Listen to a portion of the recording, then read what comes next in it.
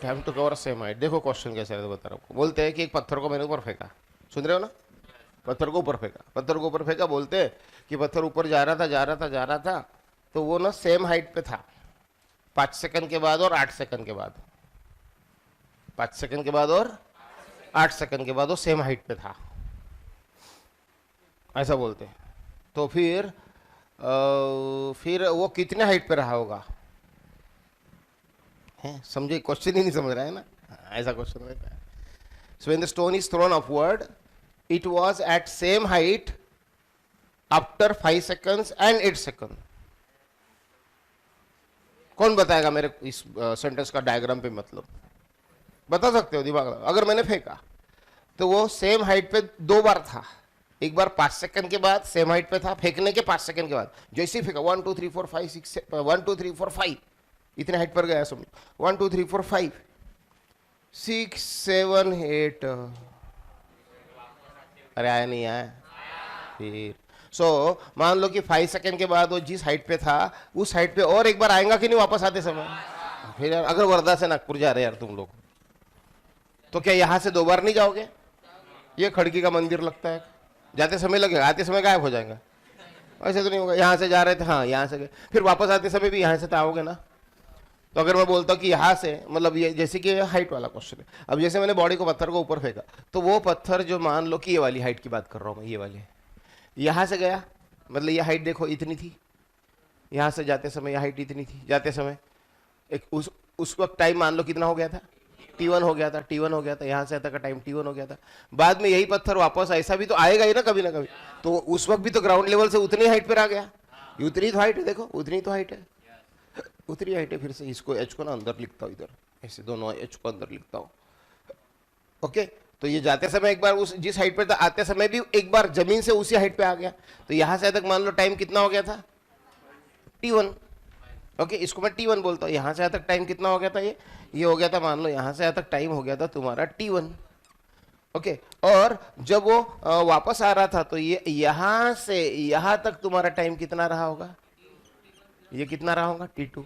नहीं, ये T1 और ये T2, क्योंकि मैंने जब फेंका 1 2 3 4 5 6 7 8, गिनना कहां से? टाइम स्टार्ट से गिनना। 1 2 3 4 5 6 7 8। ओके, इस तरीके। या थोड़ा सा मैं ना वैरी कर देता, 5 सेकंड एंड पकड़ लो यार, आप ऐसा कर लो 5 सेकंड। हाँ 5 सेकंड एंड 8 सेकंड ही सही है इसके लिए। 1 2 3 4 5 6 7 8। ओके, इस तरीके से। और यहाँ पे फिर 9 10 11 12 13 14, ऐसा मान लो कि यहाँ पे वापस आके गिर गया फिर पार्टी। लेकिन यहाँ पे 2 बार वो सेम हाइट पे था, एक बार जाते समय और एक बार वापस पलट के आते समय। तो जाते समय वो टाइम कितना हो चुका था यहाँ तक? T1, और ये आते मतलब वापस आते हैं टोटल टाइम कितना हो चुका था? T2, ऐसा हो चुका था। तो इस तरीके का प्रॉब्लम है। तो मैंने प्रॉब्लम को क्या दिया? जाते समय और आते समय कितना कितना सेकंड पे था वो सेम हाइट पे? 5 सेकंड एंड 8 सेकंड। तो ये हाइट कितनी रही होगी?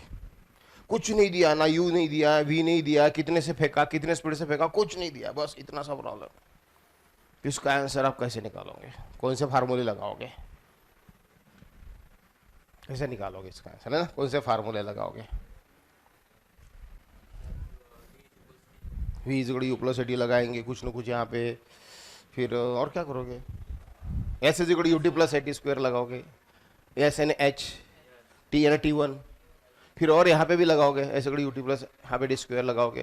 पहले तो यहाँ तक निकालना पड़ेगा, मैक्सिमम हाइट वगैरह निकालना पड़ेगा। यहाँ पे वेलोसिटी 0 हो जाएंगी, फिर यहाँ से यहाँ तक पार्टिकल आएगा। क्या क्या नहीं करोगे बता। मेरा आंसर आ गया, मेरा आंसर इतना है। मैं तो सॉल्व भी नहीं करूंगा प्रॉब्लम, बाकी लोग भिड़े रहेंगे उसमें 10 मिनट के लिए, हम तो निकल जाएंगे आगे टिक मार के। ठीक है, 200 मीटर मेरा आंसर आएगा। दूसरा प्रॉब्लम देता हूँ। जाते समय 6 सेकंड पे और वहां पे आते समय 8 सेकंड। 2 बार सेम हाइट कवर की मैंने, 2 बार मैंने मान लो सेम हाइट कवर की। ये वाला दूसरा प्रॉब्लम लेता हूँ। Body throne up covers a same height after 4 seconds and 6 seconds। 4 seconds and 6 seconds। So what is that height? मेरा आंसर आ गया। इस तरीके के हम सॉल्व करने वाले हैं। ठीक है, सो अकॉर्डिंगली अगर मैं बोलता हूँ कि 8 सेकंड और 10 सेकंड के बाद सेम हाइट पे था, 8 सेकंड और 10 सेकंड, मेरा आंसर आ गया है 400 मीटर, 120 मीटर। 200 मीटर। तो एक शॉर्ट इक्वेशन हम इसे करने वाले हैं। आप वो इक्वेशन लिख लो, किस प्रकार का फार्मूला वो रहेगा, उसका शॉर्टकट आपको लिख कर देता हूँ। उसके लिए डेरिवेशन में अभी आपको बीच में डेरिवेशन में नहीं डालूंगा, डिफिकल्ट डेरिवेशन में नहीं डालूंगा, अननेसेसरी दिमाग में एनर्जी ज़्यादा यूज हो जाएगी और वो डेरिवेशन से आप करना पसंद भी नहीं करोगे क्वेश्चन को, क्योंकि काफ़ी उस पर टाइम भी आपका जाएगा। आपको फार्मूला लिखना है यहाँ पे लिखो फार्मूला T1 T2 ऐसा लिखो। चलो बता रहा हूँ मैं आपको। H is equal to 5T1 T2 हो गया।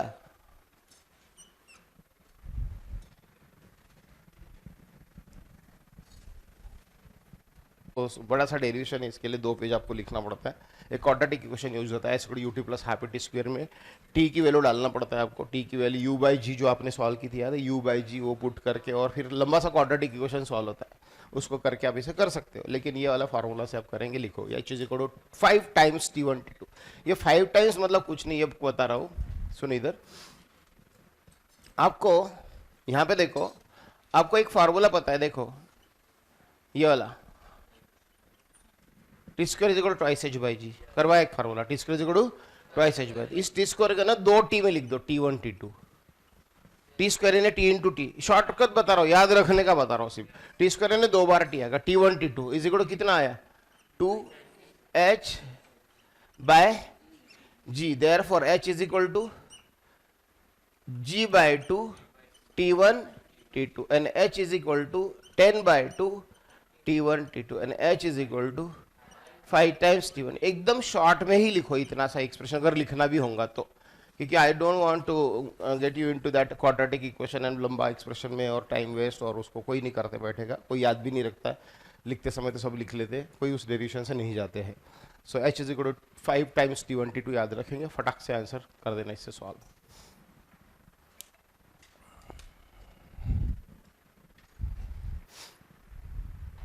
थ्योरी क्वेश्चंस आते हैं, ये फार्मूला याद रहना चाहिए। T1 T2 is equal to twice H by G. आपको T square is equal to twice H by G याद है?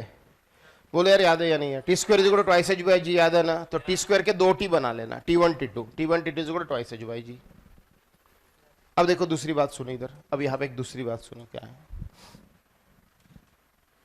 अगर को बोलते हैं कि फिर वो अगर 4 second and 6 second 4 second and 6 second के बाद सेम हाइट पे रहता है, सेम हाइट पे रहता है, तो वो हाइट कितनी रही होंगी? तो अब निकाल लोगे, कैसा आएगा देखो यार पे 5 इंटू 4 इंटू 6 यानी कितना हो गया 5 इंटू ये 24 120। दूसरा कोई क्वेश्चन ले लो, 6 सेकेंड एंड 8 सेकेंड पे सेम हाइट पे रहता है, तो 5 टाइम्स 6 इंटू 8 5 टाइम्स 6 इंटू 8 बराबर है।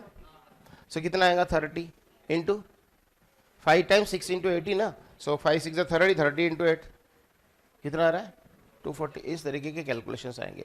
मतलब कोई भी अगर प्रॉब्लम अगर इस प्रकार से दिया जाता है, तो जैसे कि मतलब 8 सेकंड और 10 सेकंड के बाद, तो फिर कितना आएगा 8 10 का कितना होगा 80, उसको क्या कर देंगे 5 से मल्टीप्लाई कर देंगे, कितना 400 मीटर पे सेम हाइट पे रहे होंगे। अच्छा कौन बताएगा मुझे कि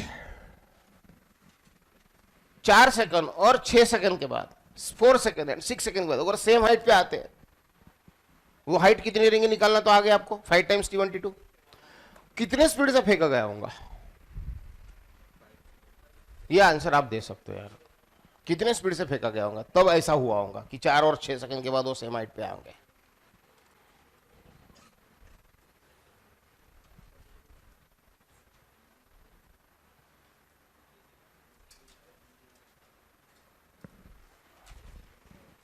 कितने स्पीड से फेंका गया, कितने यू से।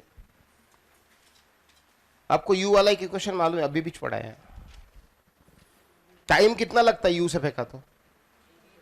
अरे टाइम का फार्मूला क्या है, यू से फेंका तो कितने टाइम में हाइट पे पहुंचता मैं, यू बाई जी। यू से फेंका तो कितने टाइम में मैक्सिमम हाइट पे पहुंचता, यू बाई जी पता है कि नहीं पता है?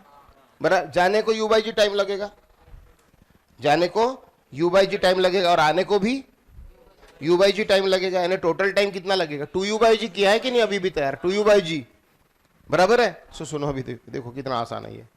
देखो मुझे बताओ यहां से यहां तक टाइम कितना लग रहा है, बताओ यहां से यहां तक टाइम कितना लग रहा है? नहीं T1 ओके T1, और यहां से यहां तक T2। अब सुनो यार प्लीज सुनो, यहां से यहां तक T2 टाइम लग रहा है ना। अब देखो यहां से यहां तक अगर T1 लग रहा है तो ये वापस आते समय भी यहां से आता कितना लगेगा, t1 ही लगेगा। सो देखो ना, ये कितना हो गया, t2 plus t1। Total time कितना हो गया, हाँ टोटल टाइम कितना हो गया, t1 plus t2। Total time हो गया t1 प्लस t2 ही बोलेंगे ना।